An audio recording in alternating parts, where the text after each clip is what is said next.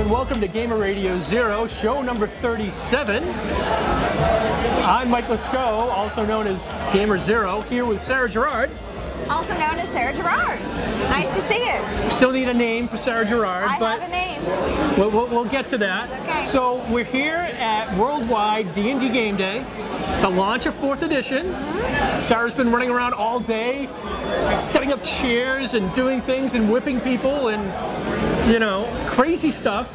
And she's finally sat down and she's got this big smile, and if you didn't know anybody, you'd think, what a nice, calm person. So yeah, it's been a lot of fun, Mike.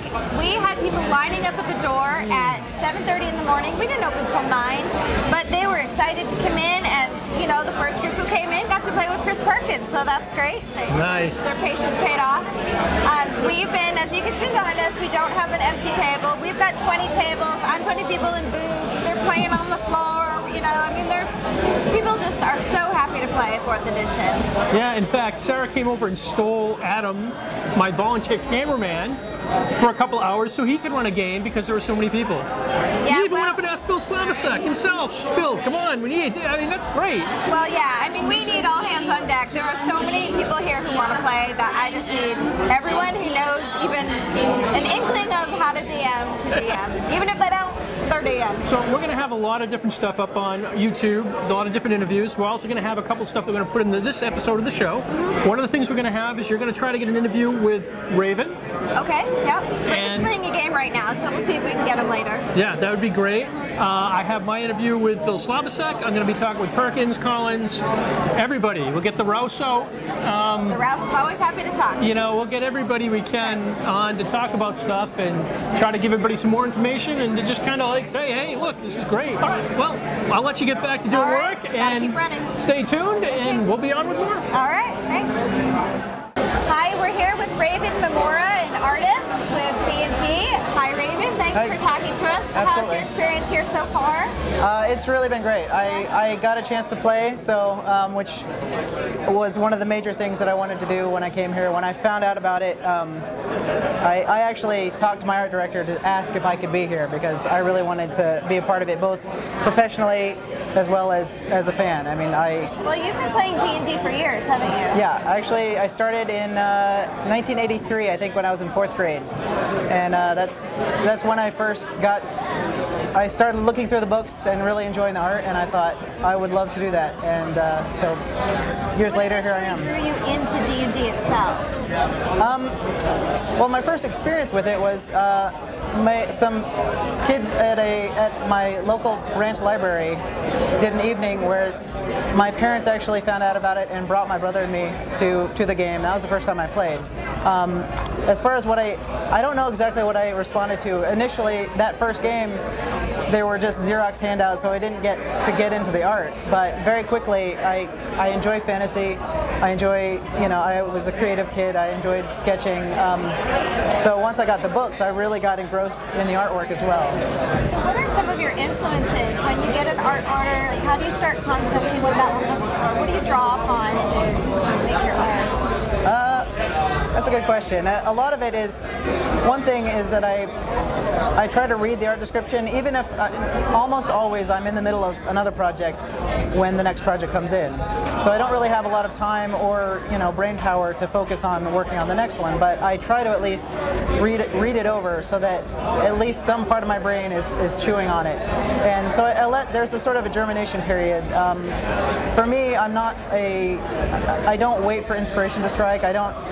I think most illustrators, we can't rely on inspiration because we have deadlines, and they're usually very, very short. So mostly I jump in and start to try to pick apart more story-wise what the illustration is going to be. I'm not nearly as much a visual thinker as one might assume an illustrator would or should be. I really I pick it apart and I figure out kind of motivations or what the point of the image I'm trying to do. Even if it's not explicit, I try to figure out something, what I can bring to it, and then start from there. That's great. So I guess we should share with everyone that you are the creator of the 4th edition gnome. Is that correct? Yes, that's true. Do you want to talk to us a little bit about that character? Well, first off, I knew one personal note was that just prior to that, I had been in 3rd edition. First of all, I play D&D twice a week with 2 different overlapping groups, and I had just played a gnome all the way through Epic. So I was a big fan of gnomes at the time, and of course, I knew that there was going to be a lot of contention about the fact that the gnome was no longer going to be a PC race. So I knew that there would be a lot of people getting their feathers ruffled, but that said, I approached it like anything else. I knew that I was personally invested. I knew that the fans were going to care about it, but beyond that, I just had to do, explore between, I started out and then I get feedback and it goes back and forth, and I really enjoyed the process, and I was really, really glad to be a part of something that I knew was important overall, and also that I was personally invested in.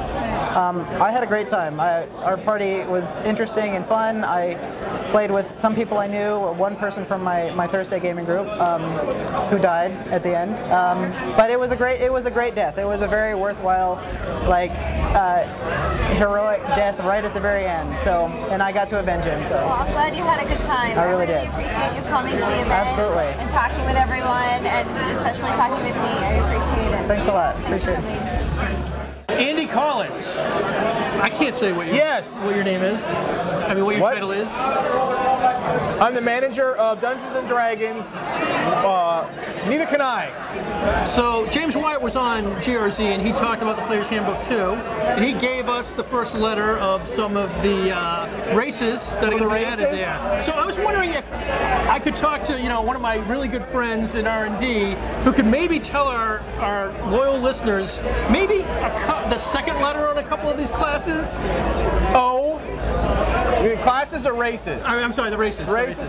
Yeah, O. Well, you can even the first and then the second. That's not what you asked for. Okay, there were 2 G's. E. There were 2 G's. Yeah, they're definitely. Yeah. But not right together. Okay. Because I don't know how that would be pronounced. All right.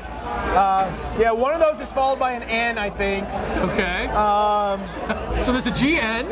It could be, yeah. It could be a GO. The memory's going. I'm getting a little old. But there's an E as a second letter for one of them? Yeah, somebody's got an E in there. I think there's an H maybe as a second letter. And one of them definitely ends in an R. One of them definitely ends in an R, huh? Okay, all right. You realize there will be hundreds of threads now of people trying to decipher this I stuff. assume so, yes. And your additional Hangman guesses are only $5 a piece. You can send those checks to the Care of Wizards of the Coast. This should just be the Hangman show, where we just play D&D Hangman all the time. What's the classes? What are the races? Maybe that's what I got to do to get the hits, right?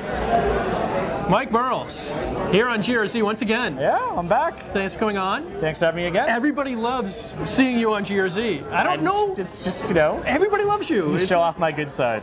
People like line up at the con. I mean, I think there's some people now waiting to talk with Mr. Mearls. It's amazing. It's like the reverse of high school. I'm popular now for playing D&D. And I want to tell him, if you worked with him, guys, you'd know he's not. No.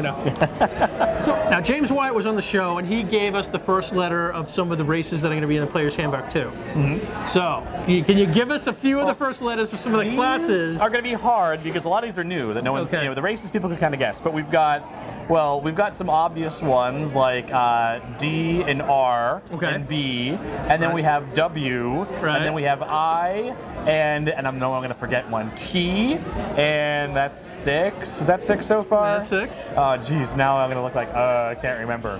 There's an S, and then there's another S, I believe. Another S, okay. So I think that's it. I'm sure when I watch this, I'm going to be like, oh, I forgot one, or I said one twice. All right, and I should be writing this down, but you know what? People are going to have a message thread real quick that are going to have all this laid out. But I will say, I think only 3 of those are classes that people have ever seen before. Really? I think the other ones are all new classes, completely new to Dungeons and Dragons. Right. D&D Game Day. It's coming to an end.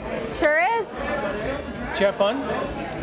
I had a great time. Did you? I think everyone who walked through the door, all 460, however many, had a great time. Yeah, you look a little tired. Yes. Yeah? Yes. I've been here since 6:30 this morning, and it is now 5-ish. And, it was well worth it. Everyone had a great time. We, had all of the people playing. 22 tables of games. Right. So, and you just think it's just a good product. I mean, it's a good product. It's people gotta are be the seeing product. that, and It's the product. because you know it's not the community or the marketing people that are doing it. Because we know it's not that. So All right, it's I'll take credit for it. Straight to the. Sure, Oh, okay. here's Yeah. me. Yeah. Tell Sarah. Tell Girard. So. Oh, and Adam. And Colby. Adam, our camera guy. Thank Yeah. you so much, Adam, for volunteering. Even though somebody stole him twice to make him DM because there were so many people lined up waiting to play. He is multi-talented, that Adam This guy Colby. does everything. He can DM, he can run a camera, he can don't write know. a media plan. He can buy lots of drinks. Yes, which is what you're going to do in about 10 minutes. All right, so this is the end of GRZ 37. We had a lot of interviews today. Obviously, we're only going to have a couple of them in this episode, but the rest of them are on YouTube. Check them out, look at it, and we'll hopefully be back in a week or two. I think I got a lot of spoilers, so maybe they won't cut us, you know, sweet coming up and everything. We'll see. So, All right. anyways. It was fun. Happy gaming.